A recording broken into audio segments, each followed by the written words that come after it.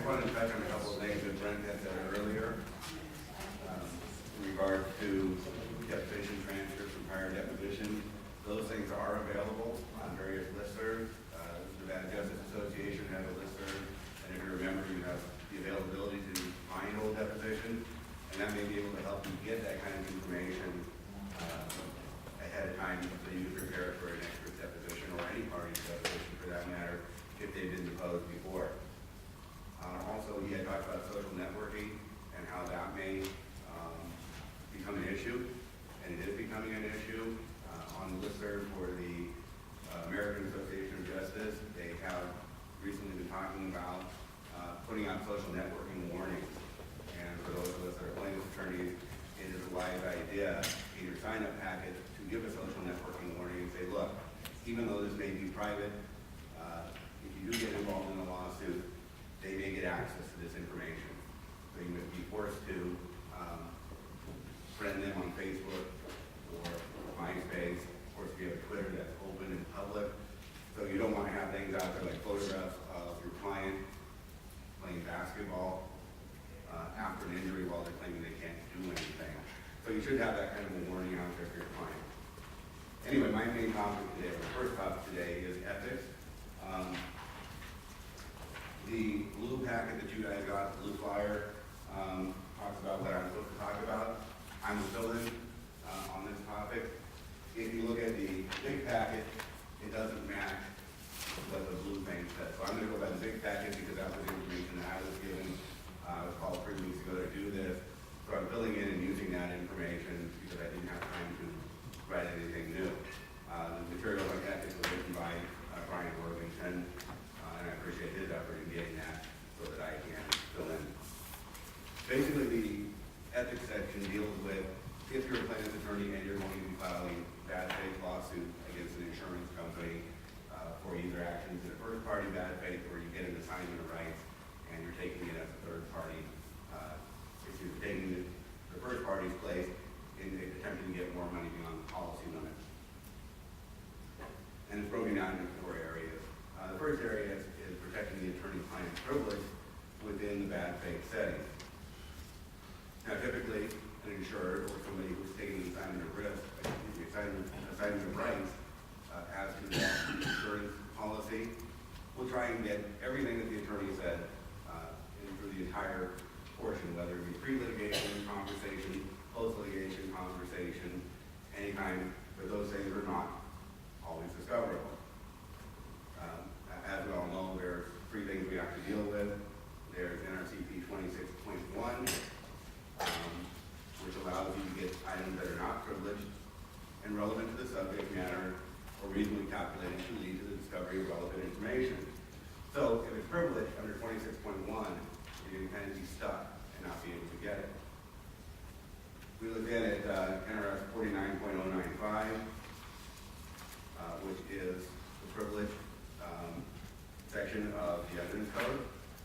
And what it says basically is the client has the right. Only the client can waive the privilege. The insurer, in this case, or the attorney, rather, could not waive it. If the attorney says something about it, it's not waived unless you have an express waiver from the client himself.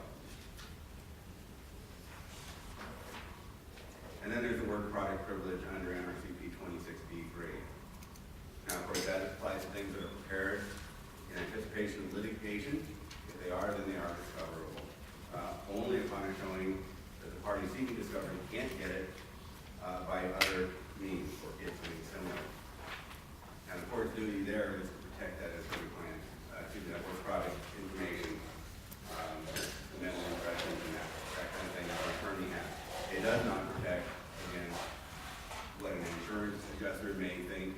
He's not an attorney. His mental impressions, his method of determining value in a case, or whether or not he decides to deny or grant a claim, that is not the mental impression of the attorney.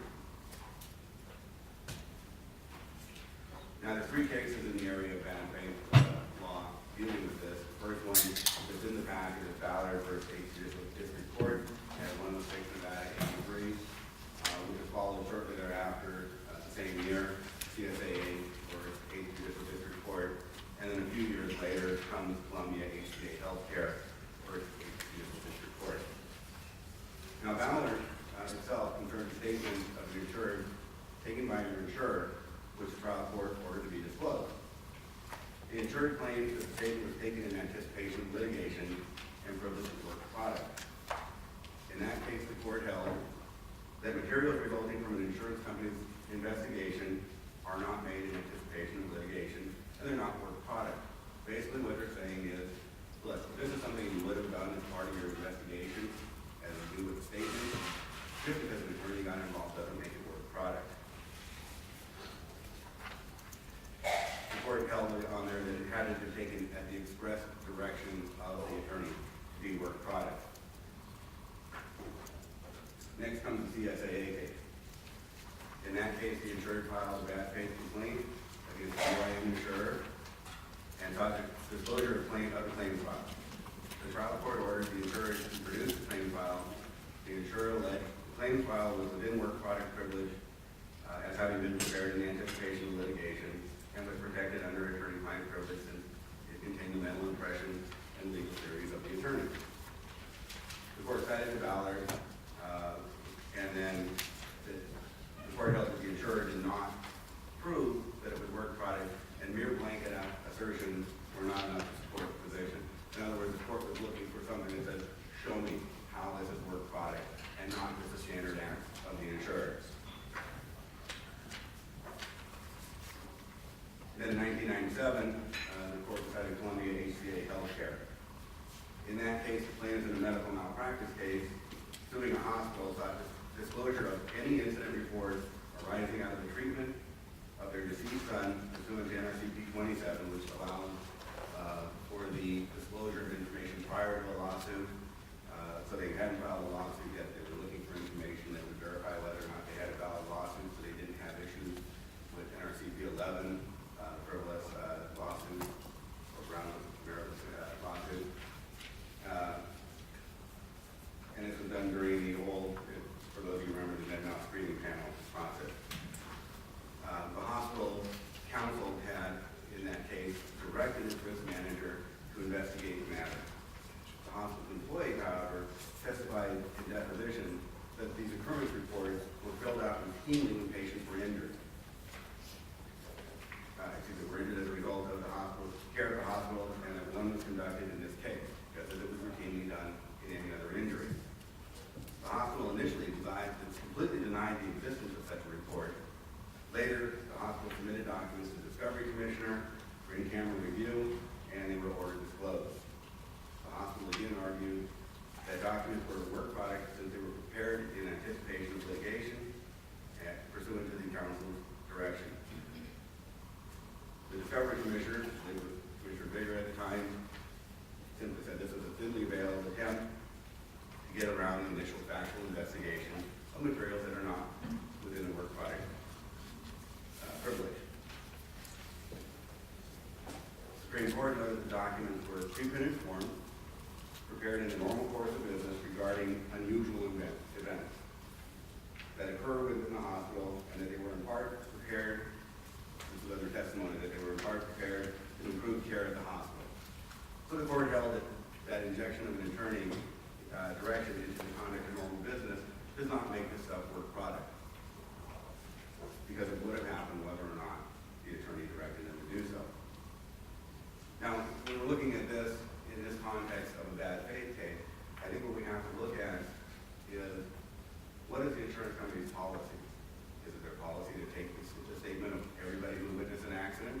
If so, if that's the way they do their job, then it's not going to be work product, even if the attorney comes in and says, look, I need you to take statements of witnesses, of the drivers, and such. In order to do that, in order to find that out, I think one of the things we want to do in early discovery is to find out what the procedure manual says. What is it they do?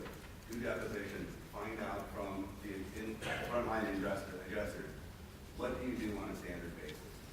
If these are things they do on a standard basis, then they're not going to be work product, even if they were told by an attorney to do them.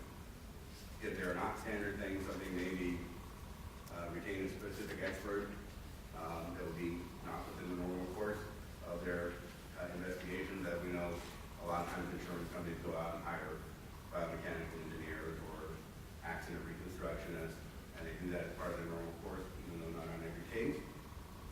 I think them doing that, even if the attorney says so, is not to be work product. But if they get something else other than what they normally do, I think it will be within work product. So again, I think if you get those policy and procedure manuals, of course they will contest that. They will say it's trade secret. You'll have to go through all of that. In-camera review, probably sign a document saying they don't want to disclose. They'll do those things as well, protect theirs, and also really to make it more difficult on us as plaintiff's attorneys to get to the information that we really need to prosecute our case.